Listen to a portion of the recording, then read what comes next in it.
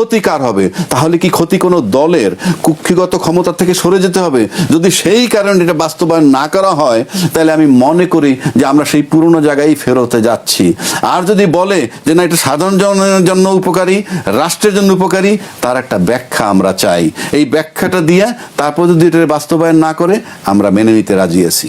জুলাই সনদ নিয়ে এই যে সংস্কার কমিটি, ঐক্যমত্য কমিটি, এই কমিশন, এই সব হয়েছে, এগুলো তারা সবাই ব্যর্থ হয়েছে।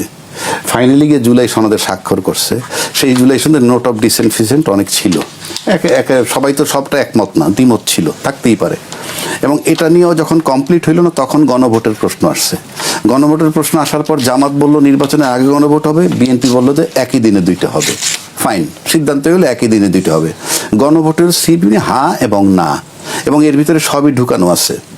মানে যতগুলো সংস্কার চাইছে হ্যাঁ এবং না, হ্যাঁ এবং না হইলে তখন নোট অফ ডিসেন্ট থাকে না, কারণ নোট অফ ডিসেন্ট অনুযায়ী তো হয় নাই, হাতাম বা নাতে আসছি।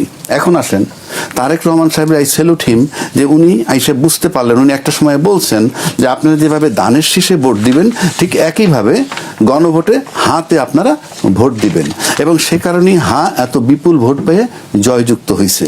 এখন আসেন যে এই হা যখন জয়যুক্ত হয়ে গেল এবং সেটা 180 দিনের মধ্যে কার্যকর করবে, এবং তার আলোকে একটা সংবিধান সংস্কার পরিষদ হিসাবে ওত নেয়ার কথা ছিল, বিএনপি ওতটা নেয় নাই।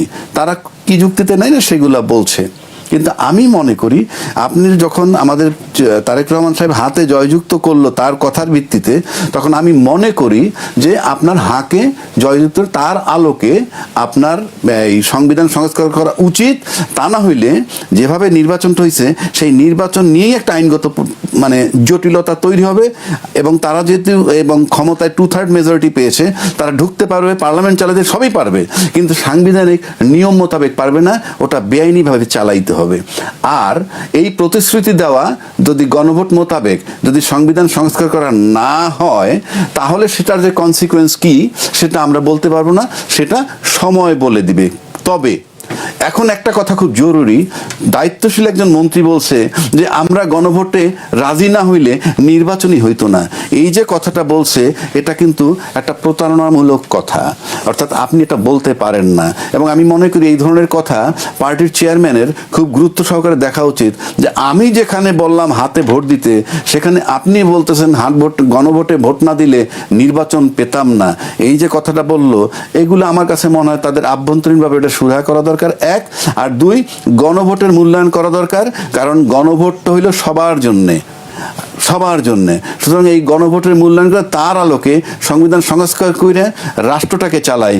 কারণ এই সংশোধনীতে দেশের কোনো ক্ষতি হবে না, সাধারণ মানুষের কোনো ক্ষতি হবে না, বহির্বিশ্বের সাথে আমার সম্পর্কের কোনো হ্যাম্পার হবে না, কিছুই হবে না। ক্ষতি কার হবে? তাহলে কি ক্ষতি কোনো দলের? কুক্ষিগত ক্ষমতা থেকে সরে যেতে হবে?